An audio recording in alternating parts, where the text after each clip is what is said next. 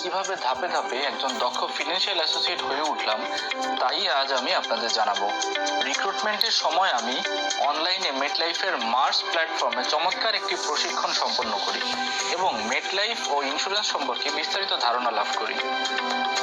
কিন্তু আমি যথেষ্ট আত্মবিশ্বাসী ছিলাম না, কারণ সরাসরি কাস্টমারের সাথে কথা বলে পলিসি বিক্রয় করার পদ্ধতি এবং কৌশল আমার অজানা ছিল। যাই হোক, রিক্রুটমেন্ট সম্পন্ন হবার পরে একদিন আমার ইউনিট ম্যানেজার স্যার আমাকে জানালেন যে তিনি আমার সাথে একটি 1-to-1 মিটিং করতে চান। নির্দিষ্ট দিনে নির্দিষ্ট সময়ে আমি ওনার সাথে মেসেঞ্জারের মাধ্যমে ভিডিও কলে যুক্ত হই। মেসেঞ্জারেই তিনি আমাকে প্রজেক্ট 100 নামে একটি ফর্ম পাঠান এবং আগামী 3 দিনের মধ্যে অন্তত 25 জন সম্ভাব্য কাস্টমারদের তথ্য এই ফর্মে পূরণ করতে বলেন।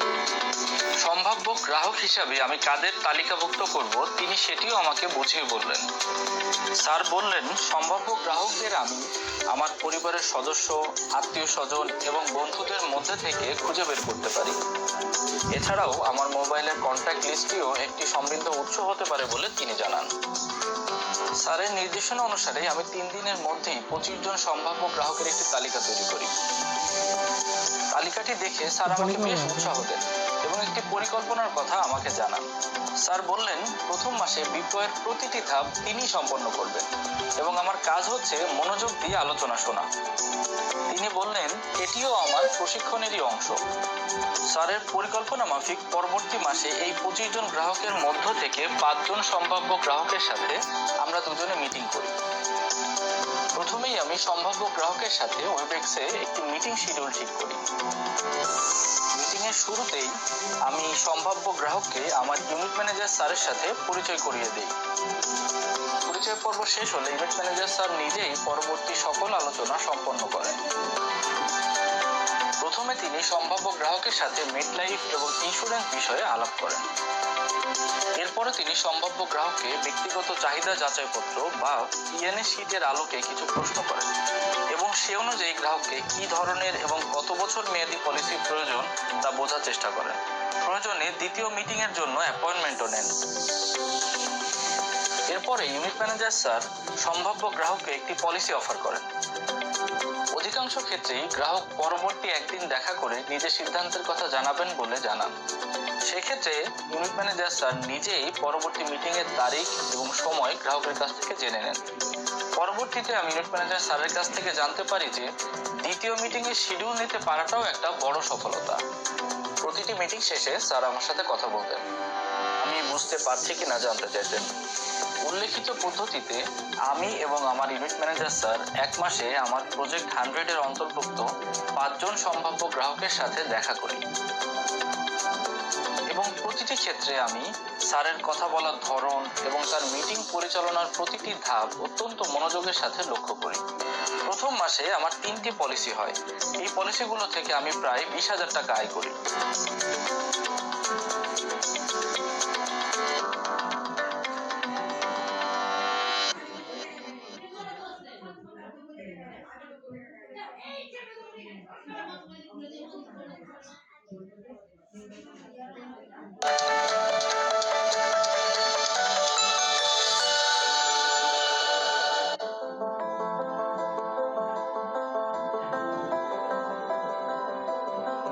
আসসালামু আলাইকুম, আশা করি ভালো আছেন ও সুস্থ আছেন। যৌথ মাঠকর্মে দক্ষতা বৃদ্ধির কৌশল সম্বন্ধীয় এই ভিডিওতে আপনাকে স্বাগত। এই ভিডিওতে যৌথ মাঠকর্ম কি এবং এর গুরুত্ব সম্বন্ধে জানতে পারবেন।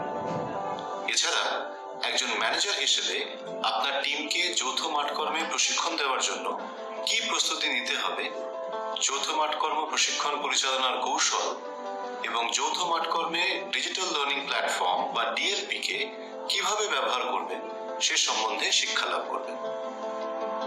বিশ্বব্যাপী বীমা বিক্রয় এবং বীমা এজেন্সিতে নিয়োগ প্রক্রিয়ায় দক্ষতা বৃদ্ধির এক অনন্য প্রশিক্ষণ পদ্ধতি হল যৌথ মাঠকর্ম। ডেমো, রোল প্লে ও পর্যবেক্ষণ এই 3 পর্যায়ে যৌথ মাঠকর্ম সম্পন্ন করা হয়। ডেমো পর্যায়ে ম্যানেজার তার টিমের সদস্যদের বীমা বিক্রয় অথবা সঠিক নিয়োগ কিভাবে করতে হয় তার ডেমনস্ট্রেশন দেন। রোল প্লে পর্যায়ে টিমের সদস্য ম্যানেজারের কাছে বিক্রয় বা নিয়োগ যেভাবে করবেন তা করে দেখান যার উপর ম্যানেজার ফিডব্যাক দেন। আর পর্যবেক্ষণ পর্যায়ে বাস্তবিক বীমা বিক্রয় বা নিয়োগ প্রক্রিয়া চলাকালীন ম্যানেজার টিমের সদস্যর পারফরমেন্স পর্যবেক্ষণ করেন ও ফিডব্যাক দেন। যৌথ মাঠ কর্মের মূল উদ্দেশ্য হল বাস্তবে যে বিক্রয় বা নিয়োগ পদ্ধতি অনুসরণ করা হবে তার সক্রিয় অনুশীলনের মাধ্যমে বীমা বিক্রেতা ও ম্যানেজারদের দক্ষতা বৃদ্ধি করা। যেহেতু এই পদ্ধতি বাস্তবমুখী এবং এর প্রতিটি ধাপে ফিডব্যাক দেওয়ার সুযোগ থাকে, তাই এই পদ্ধতির কার্যকারিতা অতুলনীয়। এই প্রশিক্ষণের মাধ্যমে আপনার টিমের পারফরমেন্স উন্নত হবে এবং আপনার এজেন্সি ও মেটলাইফ বাংলাদেশের সুনাম বৃদ্ধি পাবে। এই ভিডিওতে আপনি দেখবেন একজন ইউনিট ম্যানেজার আশিকুর তার টিমের একজন ফিনান্সিয়াল অ্যাসোসিয়েট তামান্নাকে একটি ভার্চুয়াল সেলস কল ডেমনস্ট্রেট করছেন।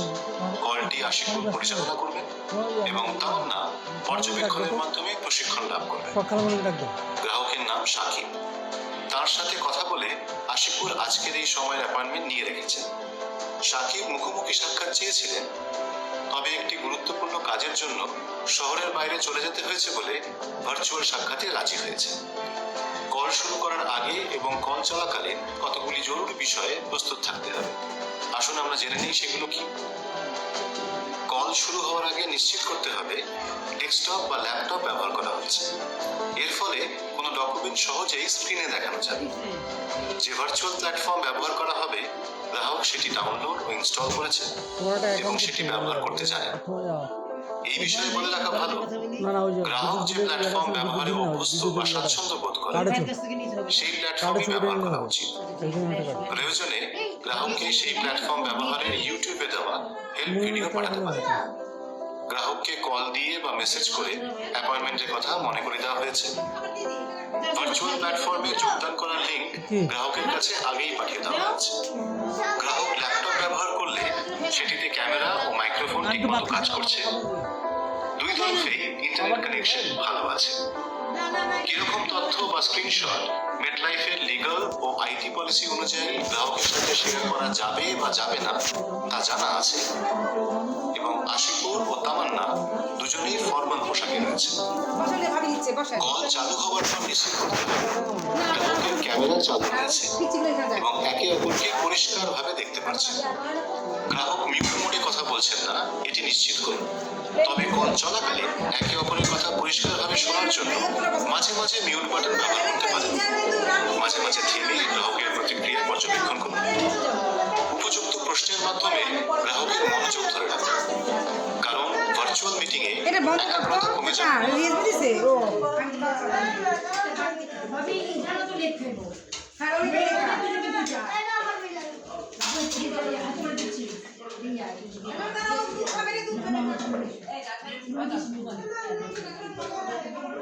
সম্ভাবনা খুব বেশি। গ্রাহকের পছন্দের বিষয় নিয়ে কথা বলুন। মূল বক্তব্যগুলো স্পষ্টভাবে বলুন। মনে রাখার জন্য প্রয়োজনে সেগুলি লিখে রাখুন। সবচেয়ে জরুরি হলো গ্রাহকের সাথে আই কন্ট্যাক্ট বজায় রাখুন এবং পেশাদার ভাবমূর্তি বজায় রাখুন। আসুন তাহলে ভার্চুয়াল মাঠ কর্মের এই কলটি দেখে নেওয়া যাক।